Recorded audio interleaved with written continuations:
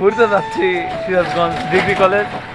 তো আমার সঙ্গে আছে মিঠুন সাব্বির ভাই ও চকলেট বয়, চকলেট বিকাশ ভাই।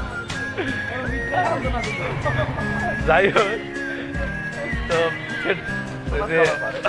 বড় ভাই বাইরে বাসা হলো কোথায়, যে রাউতান।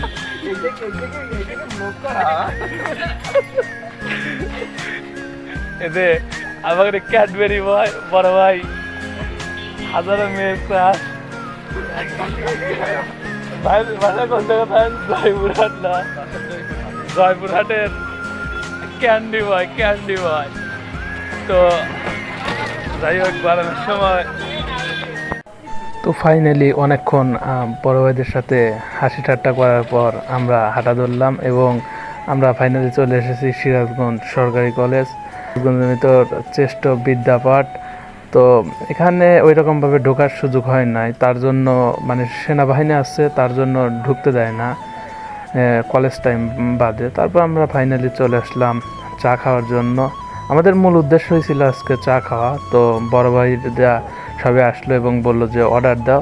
তো ফাইনালি আমরা চাটা অর্ডার দিলাম এবং এই লোক প্রতিদিন আমার জানা মতে সে বললো প্রতিদিন সে 1 মণের কাছাকাছি এবং বেশি দুধ চা বিক্রি করে, মানে দুধের চা বিক্রি করে। আর তার হাতের চা কিন্তু অনেক স্বাদ। যারা সিরাজগঞ্জে প্রতিনিয়ত চা খায় এবং চা লাভার আছে তারা অনেকেই খায়।